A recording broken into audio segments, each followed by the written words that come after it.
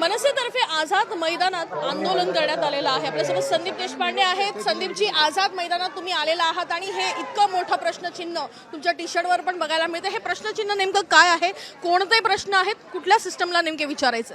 नाही, हा सगळ्याच व्यवस्था आज देशाची जी परिस्थिती जर आपण बघितली तर ज्या पद्धतीने देशामध्ये कुठलीच सिस्टीम कुठल्याच गोष्टीला जबाबदार नाही आहे। आज नीटसारखा पेपर लीक होतो, 20 मुलं आत्महत्या करतात, सिस्टीम जबाबदार नाही।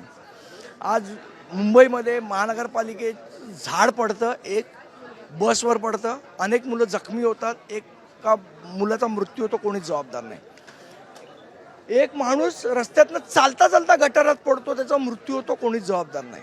मग या सिस्टीमला प्रश्न विचारायला नकोत का? सिस्टीममध्ये कुठली तरी जबाबदारी पाहिजे ना। हेच प्रश्न विचारण्यासाठी आजचा मोर्चा आहे। हा प्रश्न ज्यांनी विचारलेला आहे त्यांना कायद्याला सामोरं जावं लागलेलं आहे, पोलिसांच्या लाठीचार्जला सामोरं जावं लागलं। गोष्टींना घाबरत नाही।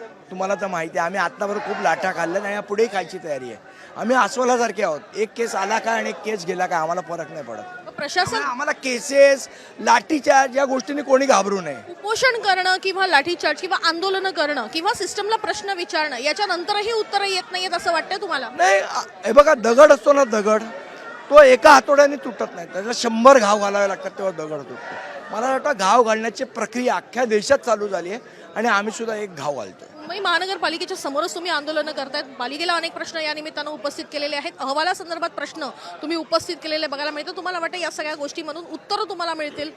नाही, लगेच उत्तरं मिळतील अशी आमची अपेक्षाच नाही आहे, पण उत्तरं दिली नाहीत म्हणून प्रश्न विचारायचे नाहीत असंही नाही। आम्ही प्रश्न विचारणार आणि उत्तरं मिळेपर्यंत विचारत राहणार। धर्मेंद्र प्रधान यांचा राजीनामा मागण्यासाठी मुंबईमध्ये देखील आंदोलनं केली जातात। काल शिवतीर्थ या ठिकाणी देखील काही मुलं आलेली बघायला मिळाली होती। दिल्लीमध्ये मोठ्या प्रमाणात मुलं जमलेली आहेत। नेतृत्व पुन्हा एकदा महाराष्ट्र करताना बघायला मिळतोय। मला असं वाटतं की चांगली गोष्ट आहे आणि मुलं जी आंदोलन करतायत त्याच्या पाठीशी आम्ही ठामपणे उभे आहोत। आणि मला असं वाटतं आपल्या घरी मुलं आहेत, ती चिडतात, रागवतात, त्यांना वाईट वाटतं एखाद्या गोष्टीचं, म्हणून आपण काठ्याने चोपून काढत नाही ना घरी, त्यांच्याशी बोलतो। मला असं वाटतं सरकारने त्यांच्याशी बोललं पाहिजे, त्यांचं म्हणणं ऐकून घेतलं पाहिजे।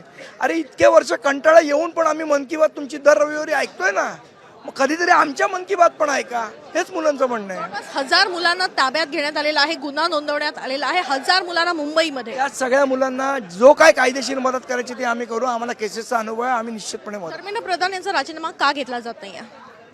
कारण तो निर्लज्ज माणूस आहे, तो राजीनामा देत नाहीये। त्यांनी थोडी लाज, जनाची नाही तर मनाची तरी लाज पाहिजे, पण त्याला लाज आहे असं वाटत नाही। धन्यवाद आमच्याशी बातचीत केल्याबद्दल। तर आपण बघतोय की एकीकडे धर्मेंद्र प्रधान यांना खरं तर या निमित्तानं संदीप देशपांडे यांनी काही शब्द ऐकवलेले बघायला मिळत आहे। त्यासोबतच आपण बघतोय की सिस्टमला अनेक प्रश्न विचारले जातात, मात्र सिस्टमकडून कुठलीही उत्तरं मिळत नाहीयेत। मग ते मुंबईतले प्रश्न असतो वा केंद्रातले प्रश्न असते, सिस्टम जर कुठली उत्तरं देणार नसतील तर मग एकूणच घडलेल्या घटनांना जबाबदार कोण, असा सवाल या निमित्तानं विचारलेला बघायला मिळतोय। कॅमेरा पर्सन विक्रमसह वैदेही काणेकर, साम टीव्ही न्यूज, मुंबई। साम टीव्ही मला बघायला आवडतो कारण त्यावर दाखवल्या जाणाऱ्या बातम्या रिलेट करतात।